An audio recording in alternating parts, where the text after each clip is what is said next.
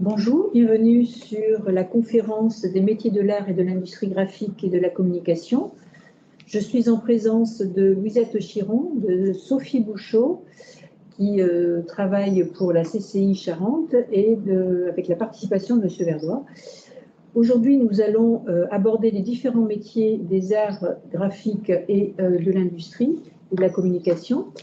Un secteur en pleine évolution avec les technologies, un secteur important aussi puisque aujourd'hui, beaucoup de choses passent par la communication, qu'elles soient numériques, qu'elles soient papier. Les moyens de communication se diversifient. Je vous laisse peut-être présenter les enjeux et les métiers de ce domaine d'activité particulièrement florissant.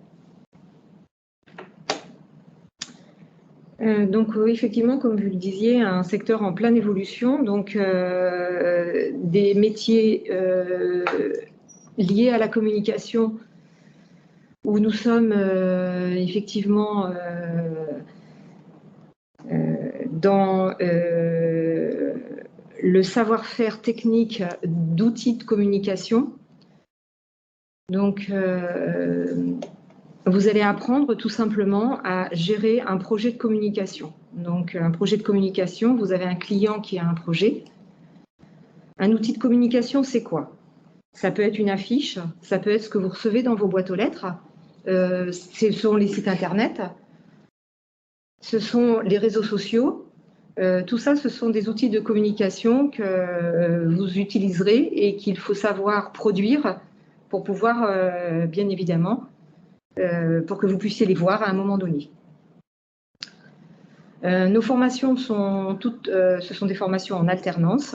Donc, quand on parle de l'alternance, ça veut dire quoi? Ça veut dire qu'on travaille, on alterne en fait à la fois des périodes en entreprise et des périodes à l'école. Les périodes à l'école, vous travaillez concrètement sur des projets qui permettent de comprendre comment c'est fabriqué. Alors, comment est-ce fabriqué? Vous avez des personnes qui font la mise en page. Donc, c'est quoi la mise en page? Eh bien, on a du texte, on a des photos. Et puis, on se dit comment je les mets sur le document que je dois produire, quelle couleur je vais mettre, sachant que vous avez quand même un client qui a un logo, qui a des contraintes. Donc ça, c'est ce qu'on appelle la production graphique. On utilise des logiciels métiers, des logiciels de mise en page, qui sont Illustrator, Photoshop, InDesign, WordPress pour les sites internet. Et là, vous allez effectivement faire le maximum pour attirer en fait les personnes qui vont voir votre communication.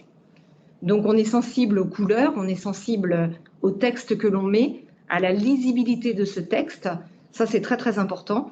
Donc, non seulement il faut avoir un esprit créatif, mais il faut également savoir se relire pour ne pas faire de fautes d'orthographe. Ça, c'est très, très important dans nos métiers.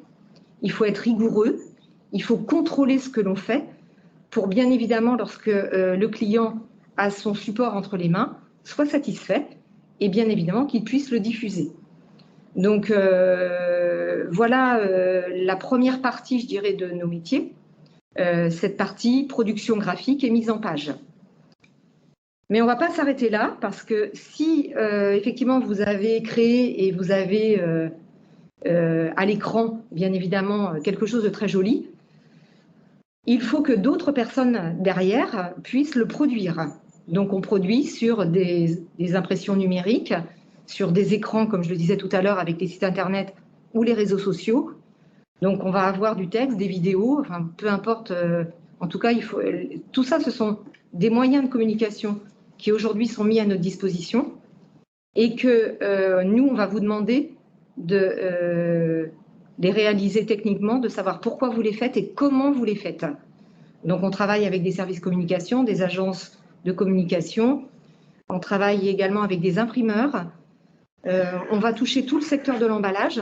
Parce que quand vous achetez quelque chose dans les magasins, eh bien, le produit est emballé et sur la boîte ou le sachet ou, enfin bref, le contenant, en fait, il délivre un message parce que vous avez toujours le nom du produit qui est marqué dessus. Votre boîte de céréales le matin, peut-être que vous allez la voir différemment. Le papier qui enveloppe la plaquette de beurre aussi. Eh bien, si vous regardez ça, sachez que derrière tout ça, il y a des personnes qui font de la mise en page, la production graphique, et il y en a d'autres qui les ont imprimés derrière, avec des contraintes à la fois, des contraintes techniques, mais pas que. Quand on fabrique un papier pour une plaquette de beurre, eh bien, il y a des normes d'hygiène et de sécurité à respecter pour éviter que le secteur de l'agroalimentaire, bien évidemment, refuse les commandes. Voilà un petit peu ce que l'on touche. Donc après, est-ce que je continue? Passer la vidéo. Alors, ce qu'on peut faire effectivement, c'est on peut passer une vidéo. Donc c'est un influenceur, Thibaut Inchep, que vous connaissez peut-être, avec qui on a travaillé justement. On a fait un petit peu un vie ma vie. Et donc il est allé dans une imprimerie. Il a commandé 10 000 sacs pour sa marque. Et vous allez voir toutes les étapes, en fait, de la fabrication d'un produit de communication. En l'occurrence, pour lui, c'était des sacs papier.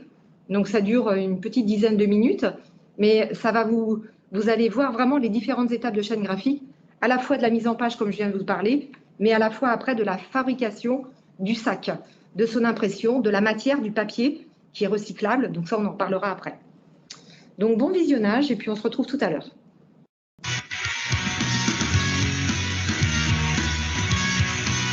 Schissler, c'est une entreprise qui fabrique des sacs en papier et des gobelets en carton. Sacs en papier que vous retrouvez parfois chez McDo ou alors quand vous prenez vos courses au drive. Et les gobelets en carton, vous pouvez les retrouver par exemple chez Burger King. Mais ils sont plus qu'écologiques et vous le découvrirez dans cette vidéo. Et pour vous montrer comment on fabrique ces sacs en papier, on va commander 10 sacs Team Shape. 10 Ouais. 9000 9000 sacs. 9000 sacs, gros. C'est beaucoup 9000 sacs, non? Bon, on va fabriquer 9000 sacs alors, c'est parti. Pourquoi j'ai accepté? Clémence! Bonjour Thibaut. Ça va ou quoi? Ça va très bien et toi? La fin impeccable. Clémence, j'ai besoin de toi. Oui. Il me faut 9000 sacs Team Shape en papier carton. Aujourd'hui. Aujourd'hui, maintenant, de suite, je les veux maintenant. Pas de soucis. Est-ce que c'est possible de les faire en un jour? Ouais. Je te suis et on voit comment on fabrique tout ça. Pas de soucis, je t'emmène. Go! Ok Team Shape, c'est parti. On est dans les vestiaires et on doit échanger parce que derrière nous, il y a plein de machines énormes et sèches et il faut pas qu'on se fasse mal. Et on va aussi s'habiller pour des normes d'hygiène pour être sûr qu'il n'y ait aucune affaire personnelle qui contamine les produits. On a le petit jogging Team Shape. Ok, on met le petit pantalon. Sexy le bleu là. C'est bon. J'ai bien mangé hier soir. Le petit t-shirt. Il y a deux tailles, c'est ça? Vous avez pas du S pour que ça moule bien? Le L ira très bien. Bon, ça nage un peu au niveau des biceps. Chaussures de sécurité aussi important. Et il y a aussi des bouchons d'oreilles parce que derrière moi, il y a 90 décibels de machine. Ah, et j'avais oublié une chose aussi les gens. La casquette obligatoire. Qu'est-ce que vous en pensez, mesdames? Ça va, j'ai une tête totale? Ah oui, magnifique. Ah, au secours. Allez go. Florent, j'ai 9000 sacs à faire. Est-ce que tu peux m'aider? Pas de problème. Les documents graphiques que tu nous auras envoyés, moi je vais les monter sur le Mac avec des logiciels spécifiques. Paint et tout, un peu plus élaboré. Voilà, c'est ça. Florent, je veux que derrière le sac, t'écrives Team Shape, vous êtes les meilleurs. Et je voudrais qu'il y ait mon logo de l'autre côté du sac aussi. Donc là j'ai ton logo. Donc ton logo, je peux en faire ce que je veux, je peux l'agrandir, je peux le rétrécir en fonction de tes demandes en fait. On l'écrit en noir du coup. C'est toi qui vois. Ouais, en noir c'est bien. Du coup ton sac ressemblera à ça et nous on va faire un tirage grandeur nature. Parfait. Et du coup Florent, en fait ton métier c'est graphiste. Alors je suis opérateur pré-presse. Et du coup t'as fait des études à la base là-dedans? Non pas du tout. Je suis issu de la maison on va dire. Ok. Je suis arrivé ici en tant qu'imprimeur et avec différentes formations internes et externes, j'ai pu réussir à évoluer. C'est cool. C'est parfait. Prochaine étape. Qu'est-ce que c'est ça? Ça c'est le bon à tirer. Est-ce qu'entre nous c'est pas le plus beau sac que t'aies fait? Il est pas mal. Donc une fois qu'on a validé le bon à tirer, il faut le signer? Il faut le signer. Bah tiens. Très bien. Dédicace. Thibaut Inchep. Magnifique. C'est parfait. Une fois qu'on l'a signé, ça va où? Chez mon collègue. C'est la prochaine étape. C'est parti. Ok les gens, maintenant je suis avec Fred. Pourquoi t'as pas de casquette toi? Fred, ici c'est quoi ton rôle alors? Moi, mon rôle, c'est de reprendre le dossier à Florent, mon collègue, et ensuite de fabriquer le cliché, un genre de tampon. Et du coup, il m'a envoyé son dossier, donc ton dossier, et là, t'as le modèle de ton sac. Là, on va prendre la plaque de carbone, du coup, il y a un film, on va le tirer. Vas-y, tu peux le tirer? Ouais, vas-y, tire. Ah c'est Voilà. tellement satisfaisant à faire. Jusqu'au bout. Ok. Voilà. Qu'est-ce que je fais maintenant? Tu vas la prendre et on va aller en machine. Mais vas-y, lève. Et c'est ça que je veux pas voir. D'accord, ok, merde. Ah, comme ça. Ouais, comme ça. Ah, magnifique. Go. Donc là, on le met à l'intérieur? Ouais, voilà, glisser sur les côtés. Comment je me débrouille pour l'instant? Pas trop mal. On sent ça. Là, ça va graver en fait ton logo dans la. C'est ce qui va permettre de faire un tampon. Maintenant, j'appuie ici? Ouais, c'est ça. Ok. Hop. Vas-y. c'est parti. Et là sur l'ordinateur, j'appuie sur OK. C'est ça. 20 minutes plus tard, les gens, ça y est, on va découvrir notre logo. Ouais, c'est magnifique. Qu'est-ce que t'en penses? Moi ça me plaît. On passe à la prochaine étape, à la soleuse. On va faire bronzer notre logo. Ok.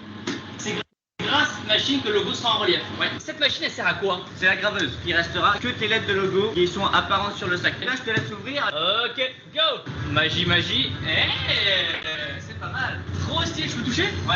Il reste encore une étape, c'est le mettre au four. Donc là, on l'enlève. Ouais, tu tires. Délicatement. Ouais, délicatement. Ok, pas trop bourrin. Et c'est pas mal. Tu ouvres la porte, ça va aller 2 heures au four. On laisse mijoter. 2 heures à 60 degrés. Et pourquoi on le met au four? Ça va te donner du relief à tes lettres. C'est quoi le nom de ton métier? Là je suis flexograveur. Ça a de la gueule comme nom, non? Ouais, ça a de Tu la fais gueule. quoi dans la vie? Je suis flexograveur. Du coup, t'as fait quoi comme étude à la base? J'ai fait un BEP agricole, ensuite un bac pro agricole. Rien à voir. Rien à voir. Et j'ai pas eu mon bac, donc je suis rentré ici en 2007. Ça montre que tu peux évoluer et changer de métier au sein de l'entreprise. Ouais, c'est ça. Ok les gens, 2 heures plus tard, on sort du four. Allez, je te laisse ouvrir. Allez, c'est parti. Tada! Magnifique. On va aller s'installer sur la table à côté. Hop! Et je vais le superposer en fait. Et là, on vérifie que le BAT correspond à ce qu'on a imprimé. C'est ça, exactement ça. C'est pas mal, non? Ouais. On valide? On va aller. Ok les gens, maintenant, je vais fabriquer mon encre. C'est parti. Julien, qu'est-ce qui se passe? Où est-ce qu'on est ici? Dans le labo de colorimétrie. Ici, on crée les teintes que les clients demandent. Ça veut dire que par exemple, quand McDo ils viennent vous voir, ils veulent un jaune spécifique pour le M, c'est ça? C'est ça. D'accord, parce que c'est pas n'importe quel jaune, c'est un jaune spécial. Est-ce que vous avez d'autres clients qui demandent vraiment des couleurs spécifiques? Un rouge spécial Coca, un rouge spécial McDo, un rouge spécial Burger King. Et nous aujourd'hui, on veut un noir spécial Thibaut. On peut faire un noir spécial Thibaut, il n'y a aucun souci. Comment on fait? Alors, c'est tout simple. Il faut un vernis pour accrocher sur le support. Et ensuite, on a nos 3 couleurs. Donc le jaune, le bleu et le rouge. Et ça va te faire un noir. On mélange? Par contre, faut des gants, des lunettes. Donc le vernis. Ok, on par verse contre- tout, hein. Bah non. Ah. 60 grammes de vernis. Ok. Faut être précis. Hein. Ok, 60 grammes pile, hein. Nickel. 61. Ensuite, 8 de jaune. D'accord. Avant, tourner avec des empreintes. Oula, 8 grammes On on va a arrêter dit. là. On va mettre 13-14 de bleu. Ok, 13-14 de bleu, hein. Oh putain, ça va vite. Attends. Nickel. Et ensuite, on va mettre du rouge. Très bien, comme ça au moins aujourd'hui on aura appris comment faire du noir. C'est ça. Alors le rouge, tu vas mettre pareil, 13-14. Ok, 16. On va voir ce que ça donne. Ça sera le noir Thibaut. Voilà, c'est ça. On mélange. On a un C'est noir. pas mal, non? Il est pas si mal que ça. Hein. Eh, couleur validée. On a validé la formule. On va la produire en grosse quantité pour après le livrer en machine. Le seau, on le met là. Donc là, on sélectionne le noir Thibaut et on fait produire. Donc là, c'est le vernis. Deuxième élément, le rouge. Ok, maintenant, on met le bleu. Ça, c'est quand le grand schtroumpf fait. Je finirai pas ma phrase. Et maintenant, le jaune. Maintenant que la peinture est prête, on va tout mélanger juste ici. Ton métier, c'est quoi du coup ici? Coloriste, donc depuis maintenant 10 ans. Donc tout ce qui est coloriage et tout. Hein. Tout ce qui est... Voilà, c'est ça. T'as fait quoi comme étude? Alors moi j'ai fait un BTS technico-commercial, Ok. donc rien à voir. Ouais. Je suis rentré dans une entreprise donc de papier carton. On m'a proposé une formation de coloriste. Très très bien, ça te plaît toujours autant? Toujours autant. Donc ça y est, c'est prêt. Magnifique. Le noir Thibaut. Est-ce que l'encre ça pollue pas alors? Alors ça c'est des encres à l'eau, donc non ça pollue pas, c'est bon pour l'environnement et la santé. Et nos fournisseurs d'encre en fait sont en train de développer des encres biosourcées, donc D'accord. plus végétales. Allez go. Oh putain, ah oui c'est bien. Allez, Ça fait 20 kilos quand même. Hein. c'est parti. Ok les gens, au fond du camion, juste derrière moi, c'est le papier qu'on va utiliser pour imprimer mes sacs. Derrière moi les gens, il y a Xavier, c'est le cariste. Il conduit un gros Manitou et il sort le papier qui est la matière première depuis le camion et l'amène ici. Quand il arrive, les rouleaux sont totalement vierges, il n'y a rien écrit dessus. Alexandre, c'est quoi ton rôle ici toi? Je viens prendre des bobines qui sont à certains emplacements. Du coup Alexandre, pour fabriquer mon sac, j'ai besoin d'une bobine. Laquelle on va prendre là? Alors du coup ce sera celle-là. Celle qui est en haut là? Ouais. Génial, ben vas-y, écoute, je te laisse la prendre alors. Ok Thierry, on va choisir le papier sur lequel on va imprimer mon logo et faire mon sac. Quel papier on va choisir? Pour faire le sac, on a choisi un papier recyclé. C'est du papier écolo? Oui, pour le coup, parce que du coup, on parle vraiment de fibres de papier recyclé. Il faut savoir qu'en France, on recycle à peu près 80% des papiers utilisés. Les sacs en papier, c'est ce qui a remplacé les sacs en plastique. Alors oui, il y a un tournant qui a été pris il y a quelques années. Il faut savoir en fait que le plastique met des centaines d'années à se dégrader dans la nature, alors que le papier est issu du milieu naturel et se biodégrade beaucoup plus facilement. Le fait de faire des sacs en papier, est-ce que justement ça coupe pas trop d'arbres? Mais non, justement, parce que quand on coupe un arbre, on en replante d'autres. Et la forêt française, d'ailleurs, est en train de grandir. Du coup, ça c'est le papier qu'on va utiliser pour faire mes sacs Team Shape. Tout à fait, c'est ça. Magnifique, ok, je valide. Ok Gwen, dis où est-ce qu'on est alors? On est au poste d'impression. Je verse mon encre là-dedans. Voilà, c'est ça. Ok, parfait. C'est quoi la grosse machine qu'on a derrière nous? Ici, on a l'imprimeuse derrière 8 couleurs. En gros, c'est une grosse imprimante. C'est ça. Du coup, les gens, le cliché que j'ai fabriqué en carbone, on va le mettre juste là. Et une fois que le cliché est installé, qu'est-ce qu'on fait? Du coup, on fait les réglages de pression et ensuite on peut lancer l'impression. On balance la pression. À la minute, ça fait beaucoup de sacs. Les gens pensent à mettre un pouce bleu au bas de la vidéo. Enfin, un pouce noir. Ok les gens, maintenant on va arrêter la machine pour prendre un échantillon de la bobine. et on regarde si tout est ok. Exactement. Qu'est-ce que t'en penses? Ça a l'air pas mal. Et du coup, Gwen, c'est toi qui vas couper tous les sacs après à la main, c'est ça? Ah non, pas du tout. Il y a une machine exprès? Exactement. Du coup, Gwen, t'as fait quoi comme étude, toi? Alors moi j'ai fait un CAP sérigraphie et un bac pro imprimerie. Il y a beaucoup de femmes dans l'entreprise ou pas trop? Il y en a quelques-unes, ouais, ça commence à venir de plus en plus. Kevin, si tu vois la vidéo, on te fait un coucou. Jessica, qu'est-ce qui se passe là? Alors ici, nous allons monter une bobine. C'est sur cette machine-là qu'on va plier les sacs. Exactement. Là, vous avez l'arbre, on le soulève. Voilà, on va appeler Bibi. Ok, là on remonte, on verrouille. Ok, feu. Et c'est ici qu'on va coller les poignées sur le sac. Jessica, c'est quoi ton métier? Ici, je suis conductrice. Ça veut dire que je conduis une machine. Et t'as fait quoi comme étude alors? Je fais des études d'hôtellerie. Hôtellerie? C'est pas un hôtel ici? Non. Comment t'as fait pour arriver jusqu'ici? J'ai voulu changer de métier par rapport à ma fille. Du coup, les horaires sont quand même mieux adaptés. Bien sûr. Après, on a la formation interne. T'as tout appris dans l'entreprise? Exactement. Ok les gens, donc là il y a les sacs terminés qui arrivent. Il y a 2 sacs toutes les secondes qui arrivent. 121 sacs à la minute. Donc là Aurélie on fait ça, on check s'il n'y a pas de défaut. Donc là il n'y a pas de trou. Ok, ça semble ok. Hop, on le prend et on le met ici. Très bien. Et là on envoie la presse. Validé. Natacha, qu'est-ce qu'on fait maintenant? On va faire notre solidité du sac. Et maintenant on met le poids? Ouais. Tac tac tac. Combien ça pèse? 5 kilos. 5 kilos. Donc c'est bon, ça a l'air de tenir là. Ça a l'air. Validé. Mais comme on le disait, ils font des sacs en papier mais aussi des gobelets en carton. Que ce soit pour McDo, Coca, Burger King, etc. Actuellement, ils travaillent sur des gobelets en carton sans plastique, sans OGM et sans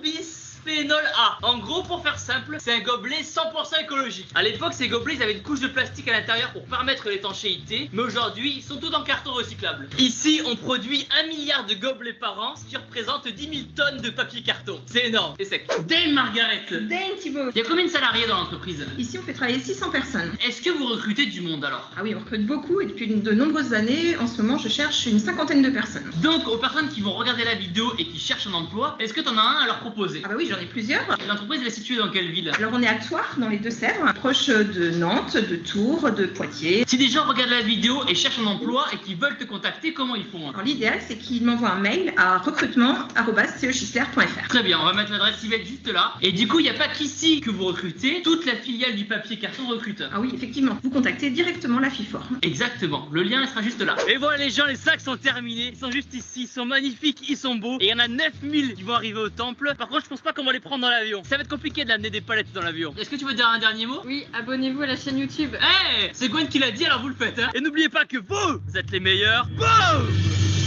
Maintenant la Team Shape, abonnez-vous tout de suite à ma chaîne YouTube. Donc voilà, on a vu que c'était, on a vu que effectivement ça se passait à Thouars, mais sachez qu'à Angoulême, parce que nous sommes sur Angoulême, vous avez la possibilité d'être formé à ces métiers.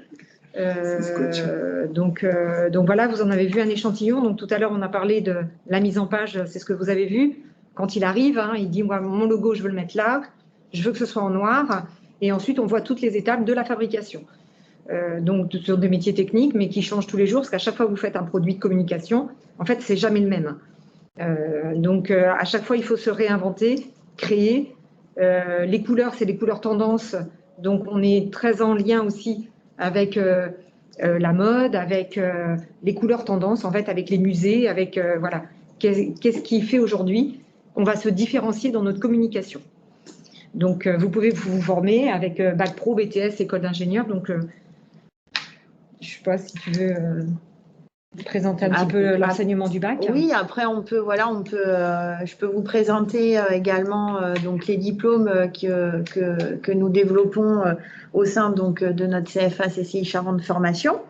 Donc il y a un bac pro RPIP, donc qui veut dire réalisation de produits imprimés et plurimédia.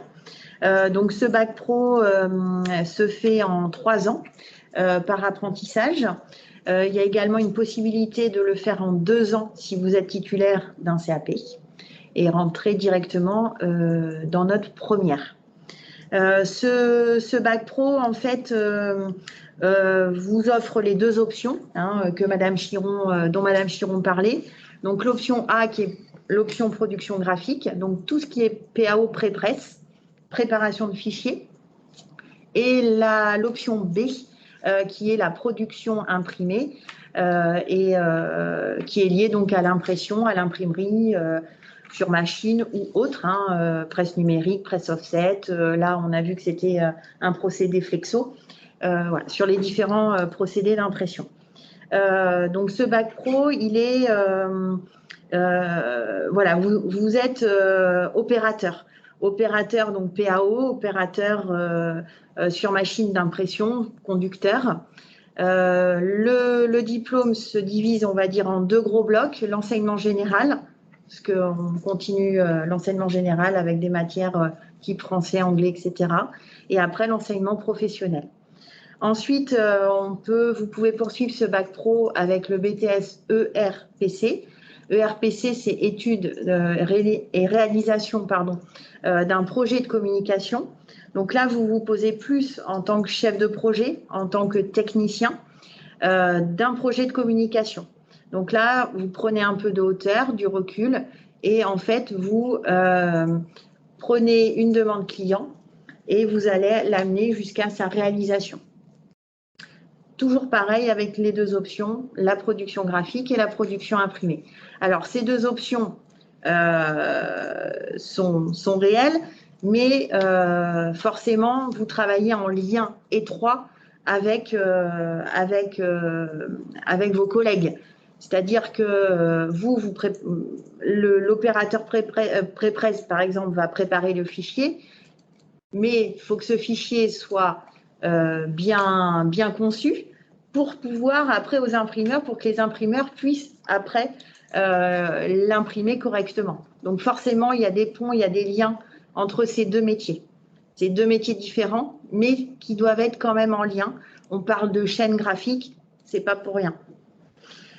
Donc le BTS, je reviens dessus, 2 ans, 2 ans en apprentissage. Et ensuite, effectivement, on peut partir sur l'école d'ingénieur, un diplôme donc en partenariat avec le CNAM, le Conservatoire national des arts et métiers, un diplôme d'ingénieur matériaux spécialisé dans l'emballage, où là, c'est un diplôme en 3 ans avec une entrée à Bac+2 et une sortie donc à Bac+5 et avec un véritable diplôme d'ingénieur. Donc, toujours pareil aussi sur le BTS, toujours coupé entre 2 blocs, l'enseignement général et l'enseignement professionnel. Merci pour ces présentations de diplômes, de formation. On peut peut-être répondre aux questions qui ont été posées.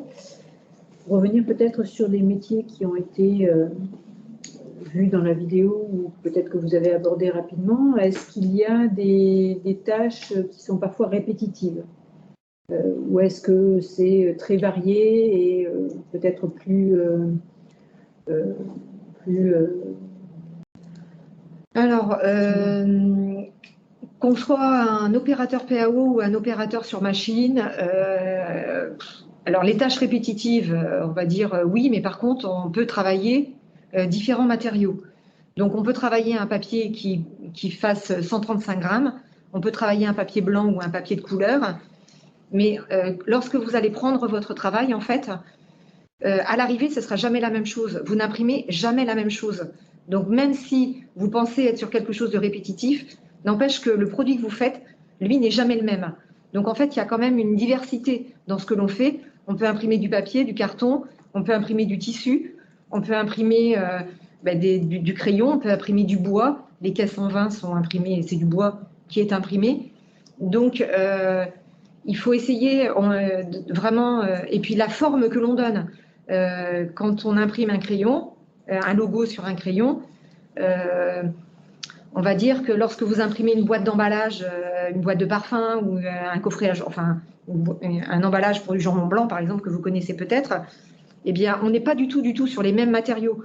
Donc obligatoirement on ne va pas se poser les mêmes questions quand on imprime sur du papier, qu'on imprime sur du bois ou qu'on imprime sur du tissu.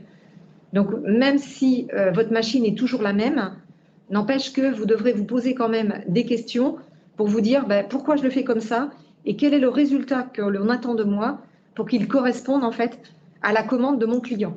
Parce qu'à l'arrivée, on a un client, mais au départ aussi, on a un client qui passe une commande. Et si l'entreprise, elle vit, c'est qu'il y a un client qui a passé une commande, qui va payer et il paiera bien évidemment s'il est content du résultat. Donc, tâches répétitives, on peut dire que quand on est en bac et qu'on est un opérateur, on peut peut-être être sur des tâches répétitives, effectivement, pour charger une machine. Lorsqu'on est face à son écran, on a l'écran devant soi et on a une souris ou on a un clavier. Oui, on est toujours sur un clavier. Alors, est-ce que c'est ça le répétitif? Mais moi, je ne le verrai pas comme ça. J'ai envie de dire, quand on prend un travail, c'est jamais le même. Donc, de toute façon, intellectuellement, on se repose toujours des questions. Donc, c'est ça qui est intéressant. Oui. Auparavant, on parlait d'imprimerie. Est-ce qu'aujourd'hui, les entreprises, on les appelle comment? Il y a toujours des imprimeurs. Il y a toujours des imprimeurs. Les imprimeurs de labeur, mais qui sont très diversifiés dans leurs produits. Oui. Parce qu'ils doivent ils doivent pouvoir répondre à beaucoup d'outils de communication que l'on trouve. On va avoir différents supports. Oui, différents supports. On est vraiment sur différents supports et même aujourd'hui de différents procédés d'impression. Donc après, on a vu dans la vidéo effectivement le procédé flexographie. Mais bon, après, il y a le procédé numérique. Il y a le procédé offset. Donc tout ça, ce sont des procédés différents. Les entreprises ne peuvent pas avoir tous les procédés. N'empêche qu'aujourd'hui, dans les entreprises, les imprimeries, parce que oui, les imprimeries sont toujours notre cible pour vous former, mais pas que. Il y a également les services communication de toutes les entreprises, les agences de communication, les agences de publicité. Donc, les fabricants d'emballage, j'y reviens quand même, parce qu'ils ont dans notre région, ils ont quand même une place importante. Sur Cognac, on a DS Smith, on a Smurfit, on a des gros acteurs, des gros faiseurs d'emballage. Face à notre école, on a VG Angoulême aussi, et ces personnes-là sont dans notre région, enfin proches de nous, et bien évidemment ont besoin de personnes qui maîtrisent ces fabrications, ces productions, parce qu'on n'invente pas, on doit apprendre comment on le fait. Donc c'est très concret. Merci. Est-ce qu'il y a des qualités particulières pour exercer ces métiers? Je dirais de la rigueur. Rigueur, le sens du beau, il faut quand même avoir un certain sens artistique, parce que quand on crée quelque chose, il faut penser que ce n'est pas pour nous, mais c'est pour une cible pour laquelle on va le faire. Donc, si l'école veut produire une affiche pour inviter les élèves à faire quelque chose, eh bien, il faudra que l'affiche s'adresse à des élèves avec un texte, avec des accroches qui vont parler à tout le monde. Donc oui, le sens du beau, c'est pour ça que tout à l'heure je parlais les tendances actuelles des couleurs, les musées, les expos, tout ça, ça développe la créativité. Donc dans notre département, on a la chance d'avoir le musée du papier. On a toute une histoire autour du papier qui est très très intéressante pour nos métiers. Il y a la maison des auteurs. Là, vous faites un projet avec BD, tu peux en parler? Oui, on peut effectivement. Oui, tout à fait, Luisette. Oui, il y a la typographie aussi. Donc, la typographie dans ces métiers-là a toute son importance. Effectivement, donc dans le cadre du chef-d'œuvre, alors je rentre un petit peu plus dans les détails sur le programme de formation, notamment sur le bac pro. Donc effectivement, il y a la réalisation d'un chef-d'œuvre. Et donc la CCI Charente Formation a noué un partenariat avec la Cité BD d'Angoulême. Et nous avons donc réussi, dans le cadre de ce partenariat-là, d'avoir un auteur BD qui va intervenir auprès de nos jeunes, de nos premières, pour en fait réaliser des affiches à vertu pédagogique en utilisant les codes de la BD, sur les logiciels que nos futurs infographistes utilisent, la suite Adobe, Photoshop, ça parle aux jeunes, donc je pense que voilà, je nomme celui qui est le plus connu des trois. Voilà, donc des affiches comme on pouvait en trouver dans nos écoles à vertu pédagogique, en vulgarisant, on va dire, l'utilisation d'un logiciel avec les codes de la BD. Et pareil, qui sera fait aussi sur des procédés d'impression. Voilà. Donc c'est vrai que on profite de notre ville BD, voilà, en mêlant l'utile à l'agréable et faire découvrir aussi cet univers à nos jeunes, les ouvrir. Parce que si on prend l'imprimerie, c'est un métier ancien. Oui. Et ça fait longtemps qu'on imprime. Oui, hein, et donc on voit aujourd'hui une évolution phénoménale, quoi. Ben, une évolution des technologies, hein, parce que de toute façon, même si l'arrivée du numérique a pu faire penser qu'il n'y aurait plus d'imprimeurs, ben, c'est faux.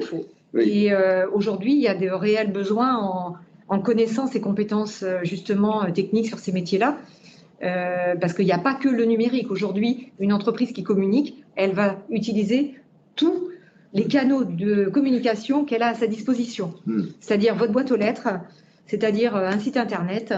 Les arrêts de bus, avec les abribus, dans les bus aussi, les culs de bus, il y a également des affiches, voilà, les sacs à pain, vous avez même quand vous allez acheter votre baguette, vous avez même des messages publicitaires qui sont délivrés sur les sacs à pain. Eh bien, les sacs à pain, ils sont fabriqués où? Dans l'entreprise qu'on a vue en vidéo tout à l'heure, par exemple. Hein, donc, même si on a pensé... Alors, il y a moins d'éditions, parce que le livre, effectivement, au niveau d'édition, chute tous les ans. Mais il y a quand même encore ce besoin de métier, ne serait-ce que pour l'emballage. Là, l'emballage, même si on est sur du vrac, même si, effectivement, on n'est plus sur le petit paquet individuel, sachez qu'à un moment donné, même s'il y a des magasins qui ouvrent et qui vendent du vrac, n'empêche que ces aliments ont été à un moment donné transportés dans de l'emballage. Donc il y a des besoins et il y a de fortes réflexions justement autour de l'emballage pour utiliser des nouveaux matériaux, car aujourd'hui, quand on crée ou quand on pense un produit, on doit bien évidemment penser à sa fin de vie. Et donc, il y a tout un volet environnemental qui sont liés à nos métiers. Donc, on le voit aussi dans la vidéo, quand ils parlent des encres, ce sont des encres effectivement végétales. Eh bien, aujourd'hui, tous les imprimeurs sont passés à ça. Ils utilisaient les papiers qui est recyclable. Mais le papier, c'est pas une source intarissable. Donc, surtout sur la partie ingénieur, mais il n'y a pas que les ingénieurs qui réfléchissent. Tout le monde peut avoir des idées. Il n'y a pas de niveau scolaire pour ça. Tout le monde peut avoir des idées, ça j'insiste. Parce qu'effectivement, on peut avoir des idées sur des nouveaux matériaux que l'on pourra effectivement produire et puis qui nous serviront à emballer et qui nous serviront, nous, à aller dans les magasins et puis à acheter ce qu'on a acheté, quoi, en fait. Donc, on a peut-être un petit peu dévié au niveau des qualités. Après, je voulais rebondir sur ce que disait M. Verbois sur le fait que l'imprimerie, c'est un vieux métier. Et oui, et faut le dire aussi que c'est une population dans les imprimeries qui est vieillissante, qui va partir. Et il faut de la relève. Et aujourd'hui, nos entreprises, faut le dire, sont en pénurie de main-d'œuvre sur ces métiers-là. Et c'était des gens très qualifiés, souvent. C'est des gens, mais ça reste des gens qualifiés. Oui, voilà. On est sur des métiers de grande qualification. Tout à fait. Parce que quand ils fabriquent quelque chose, s'il y a un problème, quand on disait est-ce qu'on est sur des tâches répétitives, pas que, parce qu'effectivement, quand il y a un problème à l'impression, il faut savoir d'où vient ce problème. Donc, il faut quand même connaître ce qu'on disait tout à l'heure, la chaîne graphique, et à un moment donné se dire est-ce que ça vient de mon support, du papier, parce que le papier est une matière vivante. Donc, quand il pleut, le papier a des réactions. Quand il fait très sec, il a également une réaction. Et donc, à l'impression, il y a certains ateliers, effectivement, où il y a où ils sont humidifiés, si vous voulez, à température toujours constante, pour que le support ne se déforme pas trop. Alors, on peut prendre l'exemple, par exemple, des notices de médicaments. Donc, dans les boîtes des médicaments, il y a des notices et le papier est très, très fin. Eh bien, pour imprimer un papier comme ça, c'est très, très compliqué. Alors, on se dit, non, mais attendez, il y a du texte, vous rigolez ou quoi? Ben non, justement. C'est tellement fin et l'encre peut réagir aussi. Donc, le conducteur qui va prendre ce travail-là, en fait, si à un moment donné, il a un problème, il doit savoir, en tout cas, il doit se poser des questions, d'où vient le problème et comment je peux le résoudre. Est-ce que c'est mon papier? Est-ce que je retourne vers mon infographiste qui a fait la mise en page et qui n'a pas mis le bon ordre des couleurs, enfin bref, ou qui... enfin bref, après on ne va pas rentrer trop dans la technique parce que ça ne sert à rien. Mais n'empêche qu'il faut se poser ces questions-là. Donc d'où une connaissance technique des matériaux, de la couleur, parce que quand on voit quelque chose, en fait, on part des 4 couleurs primaires, c'est tout. D'accord? Donc, à partir de ces 4 couleurs, on fait une multitude de couleurs. Plus après, comme il le dit dans la vidéo, il y a des formules chimiques qui existent pour créer sa propre teinte. Elle est extraordinaire, puisqu'on voit que chacun à sa place est important. Oui, tout à fait. C'est pour ça qu'on parle de chaîne graphique. C'est vraiment... Et donc, on a une chaîne, ce sont des maillons, et ces maillons sont bien évidemment liés.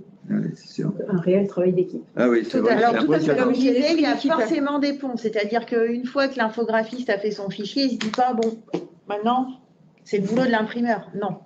Parce que de toute façon, si son fichier, à un moment donné, il y a un couac, il va revenir vers son infographiste.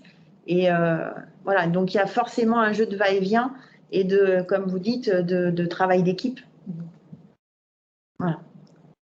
Donc, d'après ce que j'ai compris, dans l'insertion, en fait, il y aurait vraiment beaucoup de possibilités puisque, puisque effectivement, des personnes, enfin, une génération va partir Tout à fait. À la retraite et donc il y aurait des besoins énormes en termes d'emploi au niveau de l'impression, enfin l'imprimeur. Oui, tout à fait. Là, il y a des postes d'atelier comme on a vu, mais bon, il y a besoin de commerciaux aussi dans nos métiers, ce qu'on appelle des technico-commerciaux, très important. Et puis on n'a pas parlé budget, mais quand un client en fait passe une commande, il veut savoir combien ça coûte. Donc il y a également des personnes qui établissent des devis, des budgets, qui les remettent aux clients. Donc là, il y a la relation client. Et puis une fois que le client il a passé sa commande, vous avez quand même des personnes qui commandent le papier, donc qui achètent, donc il y a les achats, qui montent des dossiers de fabrication pour que quand le dossier part dans l'atelier, on puisse savoir effectivement que la personne qui prend le dossier et qui a le travail à faire puisse comprendre ce qu'il a à faire. C'est ce qu'on appelle des coordinateurs ou des coordinatrices de chaîne graphique. Et là, c'est pareil, il y a des besoins parce qu'on forme plus de généralistes que de personnes vraiment à des techniques. On a toujours peur d'aller dans des spécificités, des spécialités et après de ne plus pouvoir en sortir. Non, je pense qu'il y a effectivement plein de ponts et quand on apprend quelque chose de technique, on a une valeur ajoutée sur le marché du travail et l'apprentissage aussi est là pour ça, pour une meilleure intégration et puis pour valoriser aussi son parcours. C'est des voies aujourd'hui, je dirais, qui ont le vent en poupe, même s'il y a des gros lobbying du gouvernement, mais n'empêche que ça marche. Est-ce que vous avez des anciens élèves qui viennent compléter une formation, en formation continue dans votre structure et quel type de profil d'élèves est-ce que ça concerne? Alors, ils ont été formés chez nous au bac, au BTS, et après ils reviendraient en formation continue. Puisque ce sont des métiers évolutifs. Oui, alors après, ce qui peut arriver, c'est que quelqu'un qui a fait de l'infographie vienne sur un CQP pour apprendre l'autre partie, justement, comme on a dit qu'il y avait 2 parties. Et puis, dans l'évolution des métiers, c'est l'évolution du numérique, qui, effectivement, où ils peuvent revenir. Oui, après, les anciens, il y en a qui ont passé un BTS et qui reviennent faire l'école d'ingénieur. Il y en a qui ont fait un bac, c'est pareil, qui viennent après refaire un BTS. Il y en a qui travaillent aujourd'hui et qui nous recommandent et qui accueillent des apprentis, qui sont aujourd'hui des tuteurs en entreprise, parce que quand on est en apprentissage, on a un tuteur à l'école, tuteur pédagogique, un tuteur en entreprise, donc le tuteur de l'entreprise qui vous accueille et qui vous accompagne tout au long de la formation et qui est notre interlocuteur aussi. Donc voilà, il y en a qui ont fait des BTS et qui reviennent aussi parce qu'ils veulent apprendre un vrai métier. Il faut comprendre qu'on est sur des métiers. Donc, si on a fait quelque chose de généraliste, à un moment donné, il peut manquer quelque chose de technique pour pouvoir occuper un poste dans une entreprise. Donc oui, bien évidemment, il y a des gens qui reviennent. Mais on forme beaucoup dans les entreprises aujourd'hui quand même. Hein. C'est ça. Beaucoup dans les entreprises, c'est-à-dire que l'entreprise aujourd'hui, ce qu'elle souhaite, c'est qu'on forme leur personnel aux besoins qu'ils ont du moment, parce qu'il y a beaucoup d'évolutions. Donc voilà, le projet, c'est de les former à telle technique, voilà, ça va durer quoi, 2 ans, 3 ans, et puis il faudra les reformer après pour autre chose. Donc l'entreprise, elle veut qu'on forme au cœur du besoin. Et on imprime toujours les boîtes de camembert? Oui, mais pas. Alors, oui, à la SNEC, oui, tout à fait. Donc, on les imprime toujours et on a des apprentis chez eux. On a des apprentis en bac, en BTS et en ingénieur chez eux. Donc voilà, mais on imprime et c'est plus sur les boîtes. C'est pas sur les, c'est pas sur le bois. Oui. La boîte de camembert bois, elle n'est pas faite ici, elle est faite dans une autre région. Oui. Eux, ils ne font que du carton. Que le carton. Voilà, c'est ça. Mais oui, ça s'imprime toujours ici. Toujours ici. Plus, on doit imprimer beaucoup de choses pour le cognac. Oui, bien sûr, tous les étuis à cognac, pour le parfum, parce qu'on est une région où il y a un savoir-faire de technique et de technologie que tout le monde n'a pas. Donc, les étuis de parfum et les étuis de cognac, on les ennoblit avec de l'or, avec de la dorure, de l'argent, enfin des choses comme ça. Donc, c'est des techniques, effectivement, très particulières et le savoir-faire, on l'a. Sur les étiquettes, c'est pareil. On peut parler d'art. Oui, ah oui, on peut parler d'art, oui, bien sûr. Complètement. Oui, on peut parler d'art, hein, oui, bien sûr. Oui, sans beau, problème. Hein. Mais à cet art-là, on associe quand même une industrie. Une industrie, puis du savoir-faire. Et du savoir-faire, voilà, c'est ça.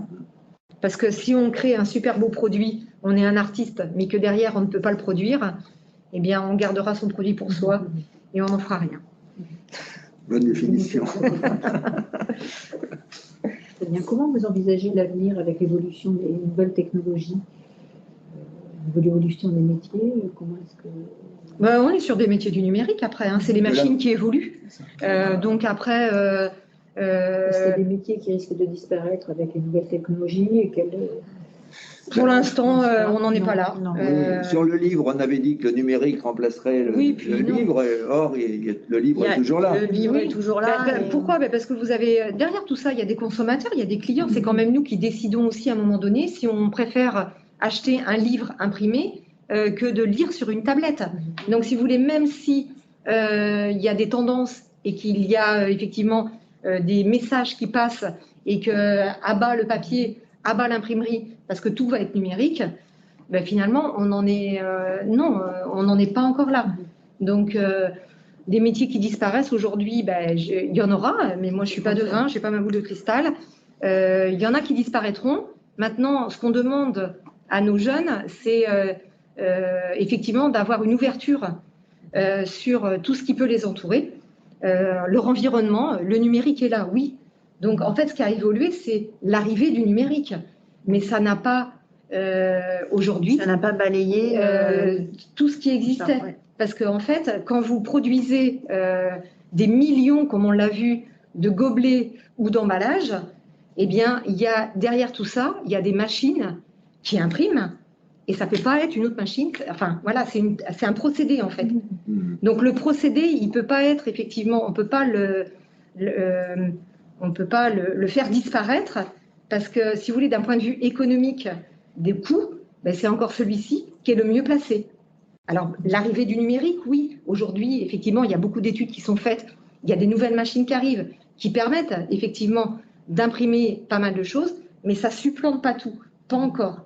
Donc, de toute façon, l'évolution qui serait, ça serait quoi? Le numérique. Et de toute façon, il faut toujours un conducteur pour conduire une presse numérique. Donc, celui qui conduit aujourd'hui une presse offset ou une presse héliogravure, eh bien, lui, cette personne-là, elle va effectivement évoluer vers, effectivement, une autre conduite, un autre procédé, mais il sera toujours conducteur, quoi, en fait. Puis après, tout dépend du volume. Question de formation continue. Oui, mais même au niveau de l'apprentissage, ils sont quand même. Nous, chez nous, on a quand même un plateau technique avec une presse numérique, une presse offset. Donc, ils sont déjà. Et il y a une presse flexo qui va arriver. Donc, ils sont déjà quand même sensibilisés à différents procédés pour leur faire comprendre qu'effectivement, il y a un moment donné, ils font ça, mais ils peuvent très bien conduire une autre presse. Et après, oui, voilà. Après, tous les procédés ont leur place. Après, c'est pareil, ça dépend du produit qu'on veut faire, de la quantité du client, que le client veut. Voilà, il y a aussi une histoire de coût. Hein. Ouais. Et tous les procédés, le numérique ne répond pas à tout. Voilà. Parce que quand vous voulez mettre de la dorure sur un document, en fait, aujourd'hui, le numérique ne le fait pas. Donc, on y travaille, hein, il y a beaucoup. Mais si vous voulez, celui qui est dans l'art, hein, comme on parlait tout à l'heure, qui veut sur sa bouteille de whisky ou sa bouteille de cognac ou sa bouteille ou son emballage de parfum, hein, peu importe, eh bien, si vous voulez, la dorure, et puis quand il y a du relief, aujourd'hui, c'est d'autres machines qui font ça. Et ces gens-là ça c'est le créatif, hein, qui fait ça, et qui va décider, il va dire, non, moi sur l'emballage, c'est ça que je veux. Et donc là, on est effectivement sur encore d'autres procédés, d'autres savoir-faire, et c'est pas simplement quelque chose qu'on met dans la machine, on appuie sur un bouton, et ça sort. On n'en est pas encore là. Très varié. Oui, c'est très varié, très polyvalent, on est dans les métiers de la création aussi, donc c'est très très intéressant. Est-ce qu'on imprime de la BD sur Angoulême? Alors, ça peut être des imprimeurs qui soient très ciblés ou sur des petites séries. Après, tout imprimeur, je veux dire, peut imprimer de la BD. Après, qu'est-ce qui va le différencier? C'est le façonnage derrière. Ouais.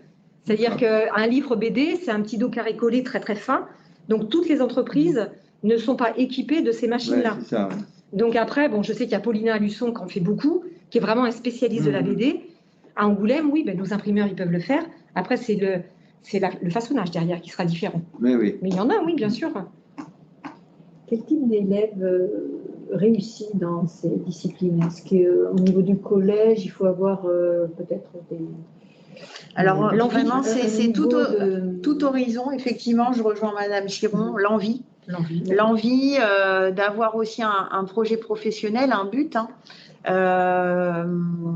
Donc ça, c'est primordial. L'intérêt, hein, je veux dire, il faut trouver un intérêt à sa formation. Sinon ça va. L'élève va vite se lasser et puis ça va pas accrocher. Et puis aujourd'hui aussi, l'élève qui réussit, c'est celui qui a un savoir-être. Voilà, ça c'est... Aujourd'hui, les entreprises, Madame Chiron, je pense, me contredira pas là-dessus, mais aujourd'hui, les entreprises sont sur une recherche de savoir-être. On n'est même plus sur les compétences, on est aujourd'hui sur le savoir-être. C'est primordial. Donc, c'est vrai que voilà, quelqu'un qui a un savoir-être et qui a l'envie, il réussit. Et c'est quoi la réussite? Des prérequis scolaires peut-être? Alors, prérequis, c'est la troisième, pour notre bac pro. Après, comme je le disais, on peut réaliser le bac pro en 2 ans en étant titulaire d'un CAP, ce qui vous permettra, sous réserve que nous, on étudie le dossier, d'une entrée directement en première chez nous. Et après, sur le BTS, on a une entrée avec un bac. N'importe quel bac. Ça, sur le BTS, on a des jeunes qui viennent de tout horizon, de filière générale et aussi de filière technique ou professionnelle. Donc, le BTS est vraiment ouvert à tout bac. Et après, sur le diplôme d'ingénieur, on est sur une entrée à bac plus 2 et des bac plus 2 scientifiques. Mais l'entreprise qui nous est montrée tout à l'heure, ils sont tous jeunes, tous dynamiques, tous enthousiastes. Oui, mais ça, on le voit dans les entreprises. Il y a pas, oui, je pense moi qui suis en relation avec les entreprises, je me ressource beaucoup auprès d'elles parce qu'il y a des projets, parce qu'ils ont des envies, parce qu'ils veulent recruter, parce qu'ils veulent former, parce qu'ils veulent accompagner. Oui, l'entreprise, vous avez des entrepreneurs. C'est des gens qui doivent continuer leur activité, qui doivent vivre et donc qui sont à l'écoute du marché, des nouvelles technologies pour pouvoir durer tout simplement. Oui, mais les entreprises, on a quand même des gens qui sont passionnés. Alors, ce que j'ai envie de dire, c'est qu'on a un métier de passion. Oui, tout à fait. Alors, moi, je l'ai exercé, je peux en parler. On a un métier de passion.